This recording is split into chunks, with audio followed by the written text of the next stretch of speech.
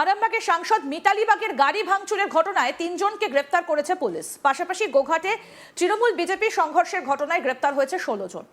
মঙ্গলবার গোঘাট কাণ্ডে ১৬ জন এবং সাংসদের গাড়ি ভাঙচুর কাণ্ডে ৩ জন অর্থাৎ মোট ১৯ জন অভিযুক্তকে আরামবাগ আদালতে পেশ করা হয়।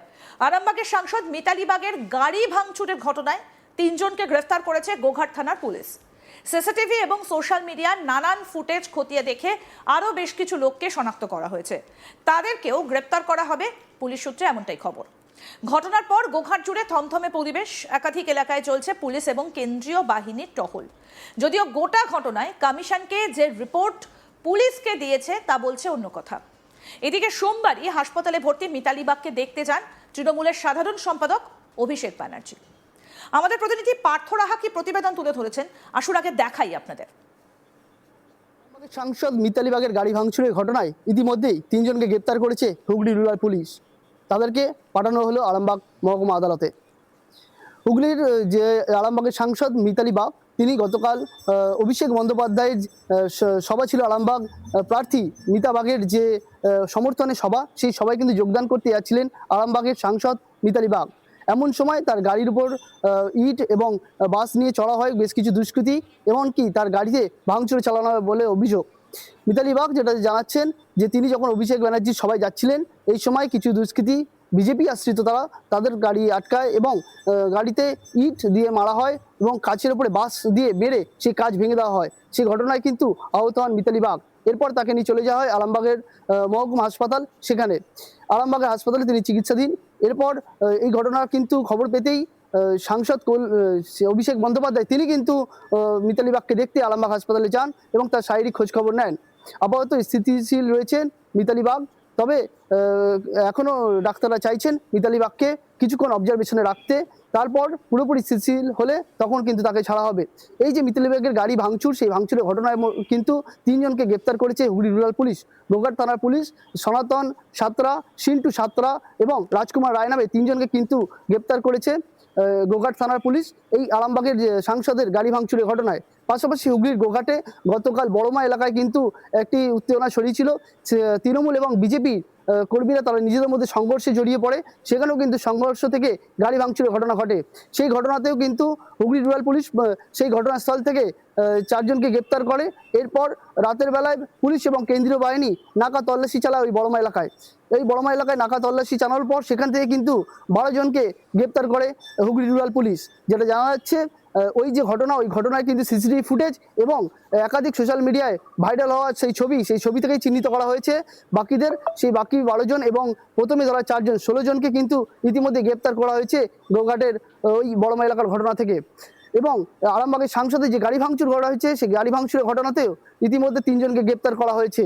এই ৩ জন এবং ১২ জন যাদেরকে গ্রেপ্তার করা হয়েছিল গোঘাটের, এবং ঘটনাস্থল থেকে গ্রেপ্তার হওয়া ৪ জন, মোট ১৯ জনকে কিন্তু ইতিমধ্যেই আরামবাগ আদালতে পাঠানো হয়েছে।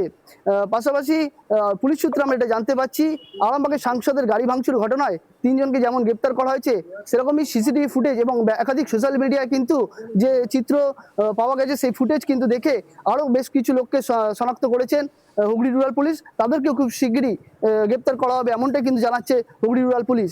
তবে এই যে ঘটনা ঘটার পর কিন্তু এলাকায় একটা থমথমে পরিবেশ রয়েছে।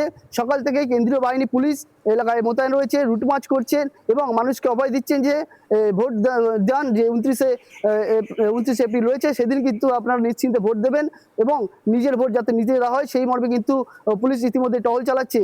এবং কোনো এলাকায় কিন্তু বেশি লোককে জড়ো হতে দেওয়া যাচ্ছে না। এমনকি ৩ জন বা ৪ জন যদি কোনো এক জায়গায় দাঁড়িয়ে থাকে, তাদেরকে কিন্তু সেই জায়গা থেকে সরিয়ে দেওয়া হচ্ছে, কারণ নির্বাচন বিধি লাগু হয়ে গিয়েছে এবং ভোট কেন্দ্রের ১০০ মিটারের মধ্যে কোনো ব্যক্তি কিন্তু ভোট দান ছাড়া সেখানে জটলা করতে পারবেন এমনটাও কিন্তু জানানো হচ্ছে নির্বাচন কমিশনের তরফ থেকে। হুগলি রুরাল পুলিশের তরফ থেকে এটা জানা যাচ্ছে যে আরামবাগের সাংসদ মিতালি বাগ তার যে গাড়ি ভাঙচুর করা হয়েছে, সেই গাড়ি ভাঙচুরের ঘটনায় ৩ জনকে ইতিমধ্যে গ্রেপ্তার করে আদালতে পাঠানো হয়েছে এবং বাকি যারা এই ঘটনার সাথে জড়িত তাদের বেশ কিছু জনকে চিহ্নিত করা হয়েছে, তাদেরকেও গ্রেপ্তার করে উপযুক্ত শাস্তির ব্যবস্থা করা হবে। কমিশন সূত্রে খবর, ডিইও কমিশনকে জানিয়েছেন তৃণমূলের গোষ্ঠী কোন্দল থেকে এই ঘটনা ঘটতে পারে।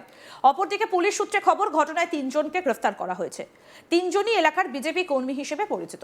গোটা ঘটনার রিপোর্ট নিয়ে এখনো ধোঁয়াশায় রয়েছে কমিশন। এলাকায় বাড়ানো হয়েছে একাধিক নিরাপত্তা। আমাদের অপর প্রতিনিধি রাহি হালদারের প্রতিবেদনে কি উঠে আসছে, আসুন দেখি। দ্বিতীয় দফা নির্বাচনের আগে কিন্তু দফায় দফায় একবারে যে 142টা যে আসন রয়েছে সেখানে দেখা যাচ্ছে বিভিন্ন ক্ষেত্রে বিভিন্ন জায়গায় দফায় দফায় বিভিন্ন হিংসা, হানাহানি, মারপিট সেসবের চিত্র উঠে আসছে। এবং তার মধ্যেই কিন্তু আমরা একরকমভাবে দেখছি যে একদিকে যেমন জগদ্দল, অন্যদিকে ফলতা, এই সমস্ত জায়গা থেকে যেমন উত্তপ্ত হচ্ছে, ঠিক সেরকমভাবে কিন্তু হুগলির গোঘাট, সেখানেও কিন্তু একবারে গতকাল তা একবারে উত্তপ্ত পরিস্থিতি তৈরি হয়, যেখানে আরামবাগের এমপি মিতালি বাগ, তার গাড়ির ওপরে হামলা করা হয়, তিনি আক্রান্ত হন এবং তারপরে তিনি হাসপাতালে ভর্তি হন। এই যে গোটা ঘটনা, তার গাড়ির ওপরে আমরা সেই ভিডিও কিন্তু ইতিমধ্যেই সংবাদ শিরোনামে এসেছে, আজ তাক বাংলাতেও আমরা আপনাদেরকে সেই খবর তুলে ধরেছি। কিন্তু তারপরে যখন মিতালি বাগ তিনি একবারে আক্রান্ত হলেন, তাকে হাসপাতালে ভর্তি করা হলো, এই নিয়ে কিন্তু নির্বাচন কমিশন তারা কিন্তু একটি রিপোর্ট তলব করেছিল। তবে নির্বাচন কমিশনের কাছে যে রিপোর্ট এসে পৌঁছেছে, সেই রিপোর্ট নিয়ে কিন্তু কার্যত ধোঁয়াশার মধ্যে রয়েছে খোদ নির্বাচন কমিশন তারা নিজেই। কারণ দু তরফে দু রকম রিপোর্ট তাদের কাছে এসে পৌঁছেছে, যেটা সূত্র মারফত জানা যাচ্ছে। কমিশন সূত্র মারফত খবর রয়েছে যে মিতালি বাগের যে আরামবাগের যে ঘটনা, সেই যে ঘটনার রিপোর্ট তলব করা হয়েছিল, সেই রিপোর্টে কিন্তু ডিইও তিনি কিন্তু একটি নির্বাচন কমিশনকে একটা রিপোর্ট দিয়েছেন, যে রিপোর্টে এটা পুরোটাই কিন্তু নির্বাচন কমিশন সূত্র মারফত খবর। ডিইও যে রিপোর্ট দিয়েছে নির্বাচন কমিশনকে, সেখানে কিন্তু সেখানে নাকি উল্লেখ রয়েছে যে গোটা ঘটনা যেটা মিতালি বাগের সঙ্গে ঘটেছিল, তার গাড়ি আক্রমণ করা, গাড়ির কাঁচ ভেঙে দেওয়া, তার উপরে আক্রমণ করা, এই পুরো ঘটনাই কিন্তু একেবারে কোথাও দাঁড়িয়ে পূর্ব পরিকল্পিত এবং এটা একটা তৃণমূলের যে গোষ্ঠী কোন্দল, সেই গোষ্ঠী কোন্দলের বহিঃপ্রকাশ ঘটেছে, এমনটা কিন্তু রিপোর্ট এসছে এক তরফ থেকে নির্বাচন কমিশনের কাছে। অপর দিক থেকে পুলিশ সূত্র মারফত যে খবর গিয়ে পৌঁছেছে নির্বাচন কমিশনের কাছে, তা কিন্তু একবারে সম্পূর্ণ ভিন্ন। কারণ যিনি এসডিপিও ছিলেন, তিনি যা রিপোর্ট পাঠিয়েছেন, যেটা কমিশন সূত্র মারফত জানা যাচ্ছে, যে সেই রিপোর্টে কিন্তু বলা হয়েছে যে মিতালি বাগের গাড়ির ওপরে যে আক্রমণ করার যে ঘটনা, সেই ঘটনায় ইতিমধ্যেই কিন্তু 3 জনকে গ্রেফতার করা হয়েছে এবং যে 3 জনকে গ্রেফতার করা হয়েছে তাদের সঙ্গে বিজেপি, ভারতীয় জনতা পার্টির তাদের কিন্তু যোগসূত্র রয়েছে। তারা এলাকার বিজেপি কর্মী হিসেবে পরিচিত ছিল।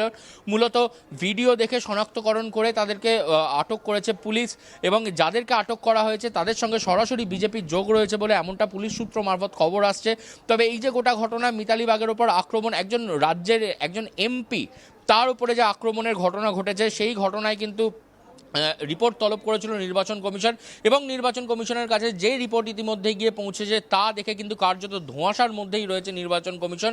কারণ তাদের কাছে দুই তরফ থেকে দু রকম রিপোর্ট এসছে। কিন্তু ঘটনার পর যেটা দেখলাম, গতকালই তৃণমূল কংগ্রেসের second in command Abhishek Bandyopadhyay, তিনি একবারে সরাসরি পৌঁছে গিয়েছিলেন হাসপাতালে দেখা করতে মিতালি বাগের সঙ্গে। তিনি তার সাথে সাক্ষাৎকার করেন, তার হাল হাকিকাত জানতে চান, কেমন আছেন সেটা বলেন। মিতালি বাগকে বলতে শোনা যায় তার সারা গায়ে কাঁচ ঢুকে গেছে, তিনি একবারে অসুস্থ, যে সেই চিত্রও কিন্তু ধরা পড়েছিল। এবং এই ঘটনা নিয়েই কিন্তু একবারে রাজ্য রাজনীতি, সেটা কিন্তু একদম দ্বিতীয় দফা নির্বাচনের আগে একবারে রাজ্যের একদম একটা উত্তপ্ত পরিস্থিতি তৈরি হয়েছে। এই উত্তপ্ত পরিস্থিতিকেই একবারে স্থিতিশীল করতে নির্বাচন কমিশন তারা তৎপর, সেই কারণেই তারা কিন্তু রিপোর্ট চেয়ে পাঠিয়েছিলেন।